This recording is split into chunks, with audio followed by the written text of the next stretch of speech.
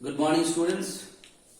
The other day I discussed the function of central bank, and there I told you the functions of central banks are not in your class 9 syllabus. Then also I have discussed it for you to get some knowledge about central bank.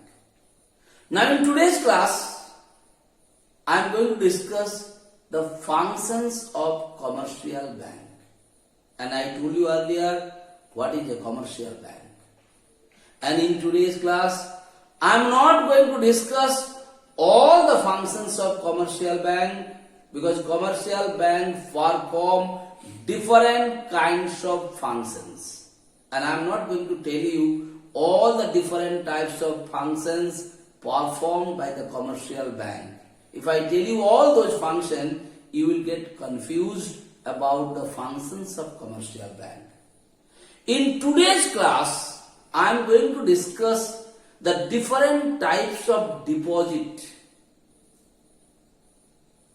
function performed by the commercial bank. That is what is called accepting deposit. किस तरह का deposit commercial bank लेता है? That is one of the functions, and in today's class I am going to discuss those different types of deposit function performed by the commercial bank. The first one, the fixed deposit. What is fixed deposit? Fixed deposit is a kind of deposit in which a fixed amount of money is being deposited for a fixed period of time, and the rate of interest is higher than any other deposit in a commercial bank. And in fixed deposit, a certificate is being issued to the customer in which the date of maturity is mentioned there, the rate of interest is also mentioned there. And in place of fixed deposit, after the maturity of the date, you are supposed to withdraw the money from the bank. That is what is called fixed deposit. So what I told you, a fixed amount of money is deposited for a fixed period of time, and in this the rate of interest is more than any other kinds of deposit. And in fixed deposit, a certificate is being issued to the customers in which the date of maturity, the rate of interest, and what is the matured value, what you are going to get it, everything is mentioned there in that particular certificate. That is what is called fixed deposit function. Now coming saving deposit. Saving deposit is a kind of deposit in which a small amount of money can be deposited in the bank. Whenever you like, you can deposit it. Whenever you like, you can withdraw that money from your account, and here the rate of interest is lower than the rate of interest in fixed deposit and in recurring deposit. And any individual can go to the bank and open the saving bank account. And in saving deposit, basically bank issued a passbook in which all the details of money depositing and money withdrawing has been mentioned there. And a checkbook is also being issued for the saving bank account holder.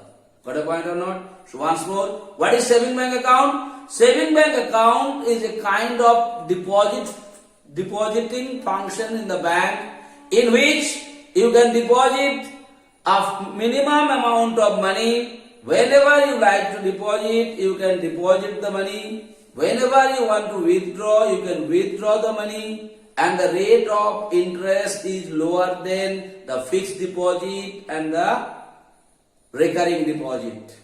In saving deposit, where basically a passbook is been issued by the bank in which all the details of the money depositing by you or money withdrawn by you is mentioned there. Okay, beta? And whenever you, and a checkbook were also issued for the saving bank account holder. Just you remember all those things and you can write. You can find out from your parents also. Maximum of them are having the saving bank account in the bank. Okay?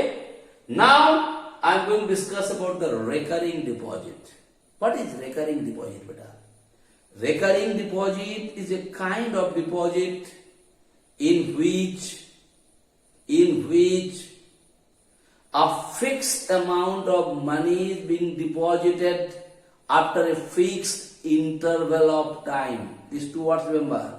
A fixed amount of money is deposited after a fixed interval of time, and the rate of interest is more than the saving bank account.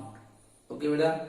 And in recurring deposit, bank issued a passbook in which the date of depositing has been mentioned there, plus the rate of interest and the date of maturity, and the value of the maturity value is also been mentioned in that particular passbook. That is what is called recurring deposit. So once more, what is recurring deposit? Recurring deposit is a kind of deposit in which a fixed amount of money is being deposited after a fixed interval of time, and the rate of interest is more than the saving bank account. A passbook is issued by the bank in which the amount how much you are depositing, the interval of time when you are supposed to deposit, the rate of interest, the maturity value, everything is being mentioned there. Okay? And in recurring deposit, after the maturity date only, you are supposed to withdraw the money from the bank. And at last, I am going to discuss about the current deposit.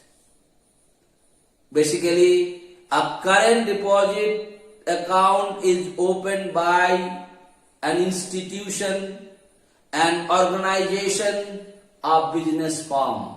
Basically, an individual is not opening a current bank account.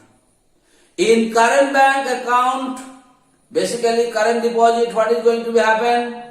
The current account deposit, you are not going to get any interest from the bank for your deposit. But in current deposit,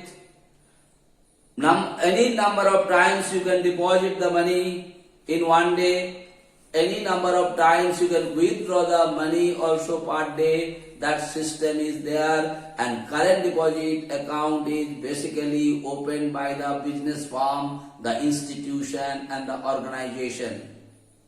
And those who are having the current deposit, if they want to avail the overdraft facilities from the bank, they are supposed to get the overdraft facilities. Now what is overdraft? That will be discussed in other classes. In today's class, I am not going to discuss about the meaning of overdraft.